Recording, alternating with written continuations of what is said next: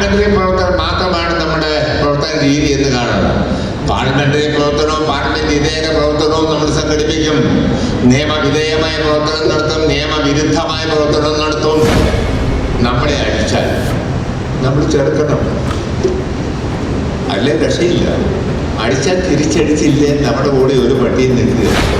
നമ്മുടെ ലക്ഷ്യം എന്ന് പറയുന്നത് ഇന്ത്യയിൽ ജനകീയ ജനാധിപത്യ വിപ്ലവം നടത്താനും ജനകീയ ജനാധിപത്യ മുന്നണി ഗവൺമെന്റ് സ്ഥാപിക്കാനും ഇവിടെ സോഷ്യലിസവും സർവോപരി അതിൻ്റെ ഭാവിയായ അതിൻ്റെ ഉയർന്ന രൂപമായ കമ്മ്യൂണിസം സ്ഥാപിക്കുക.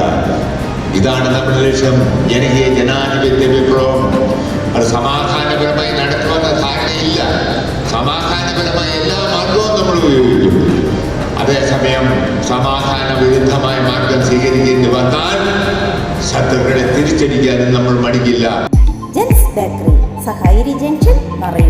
കമ്മ്യൂണിസ്റ്റ് പാർട്ടി മാർക്സിസ്റ്റ് പാർലമെന്ററി പ്രവർത്തനം മാത്രമാണ് നമ്മുടെ പ്രവർത്തന രീതി എന്ന് കാണണം. പാർലമെന്ററി പ്രവർത്തനവും പാർലമെന്റ് ഇതേക പ്രവർത്തനവും നമ്മൾ സംഘടിപ്പിക്കും. നിയമവിധേയമായ പ്രവർത്തനം നടത്തും, നിയമവിരുദ്ധമായ പ്രവർത്തനം നടത്തും. അതാ പ്രക്ഷോഭണവും സമരവും സംഘർഷം വന്ന നമ്മളെ അടിച്ചാൽ തിരിച്ചടിയും ഇതെല്ലാം ഇതിന്റെ ഭാഗമായി നമ്മൾ ചെയ്യും. ഇല്ലെങ്കിൽ എല്ലാം ഗാന്ധിജിയുടെ മാർഗമാണ് സ്വീകരിക്കാൻ പോകുന്ന. അടികൊള്ളാനേ നേരം കാണുള്ളൂ. അതാ കിടക്കപ്പുറത്ത് കാണുകയല്ല, അടിച്ചാൽ തിരിച്ചടിക്കൊന്നും ഒന്നുമില്ല. കടിച്ചെങ്കിലും പെടുത്തുമെന്ന് വന്നാല് കുറച്ച് ആശ്വാസം കിട്ടും. ഇല്ലേ അടിയുടെ പെടുന്നാളായിരിക്കും. ഇവിടെ ഈ മഴയിലൊക്കെ വലിയ പ്രമാണിമാരല്ലേ, ഇല്ലേ? എന്റെ അക്രമമല്ല. ഇപ്പൊ പോലും അവിടെ ശരിയായിട്ടില്ല, ഇനിയും ശരിയാകുന്നില്ല. പോയോ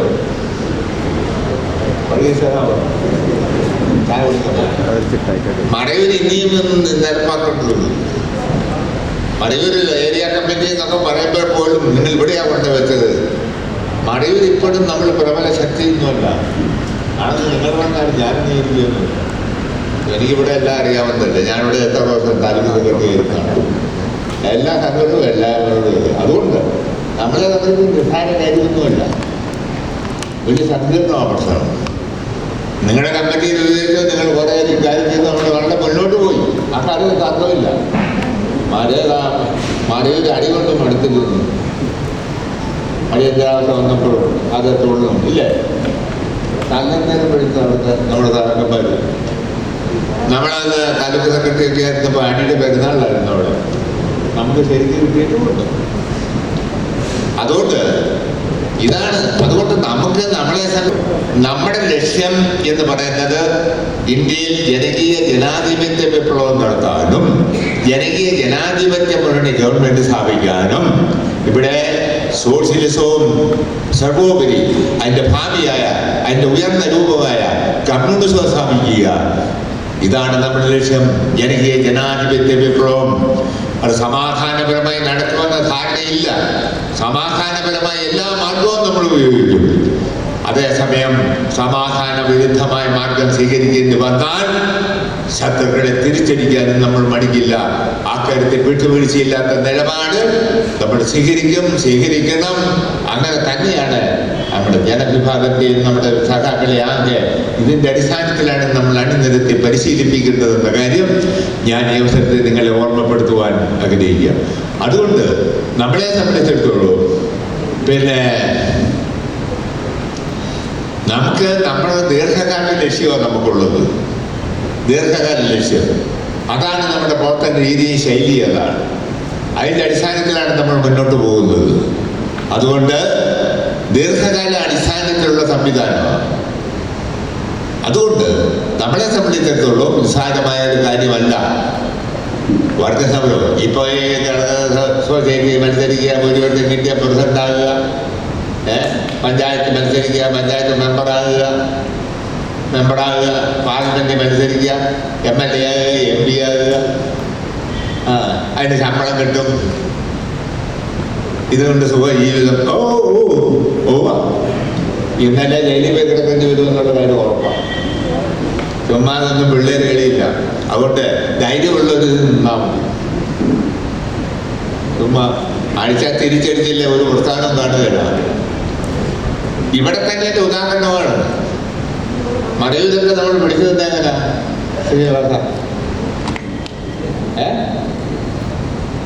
അന്നേരം നേരിട്ടല്ലോ. ആ അതിന് ശേഷമാണ് പിടിച്ചു നിന്നത്. ഈ ഇതിലിരിക്കുന്ന പലർക്കും അറിയില്ല. പിന്നീട് വന്നവരുണ്ട് സാറിന്. നിങ്ങളെ കുറ്റപ്പെടുത്തുകയല്ല. പണ്ട് ഒരു കൊടി പോലും നാട്ടാൻ അവിടെ സമ്മതിക്കില്ലായിരുന്നു മടൂര്. ആ അവരൊക്കെ പാട്ടുകൊട്ടി മടക്കി. ഇപ്പം അത് നമ്മുടെ സഹാക്കൾ അതൊക്കെ ഞാനെല്ലാം നമ്മളെല്ലാം ഞങ്ങളെല്ലാം ഒരു പങ്കൊക്കെ വഹിച്ചോരാ നേരിടാൻ വേണ്ടി. ഞാൻ താലൂക്ക് സെക്രട്ടറി ആയിരുന്നു ഇവിടെ. എന്തെല്ലാം പണിയാണ്. നമ്മുടെ കൊടിമരം പോലും വെക്കാൻ സമ്മതിക്കാൻ മാത്യുവിന് കുറെ അറിയാം. മൂന്നാറിലുണ്ടായിരുന്നു ഓഫീസിൽ. അതുകൊണ്ട് ചുമ്മാതൊന്നുമില്ല. അതുകൊണ്ട് ഒരു കാര്യമാണ്, തികച്ച സമാധാനപരമായ മാർഗം നമ്മൾ സ്വീകരിക്കണം. ഒന്ന്, നമ്മളെ അടിച്ചാൽ നമ്മൾ ചെറുക്കണം, അല്ലേ രക്ഷയില്ല. അടിച്ചാൽ തിരിച്ചടിച്ചില്ലേ നമ്മുടെ കൂടെ ഒരു പട്ടിയിൽ നിൽക്കുക.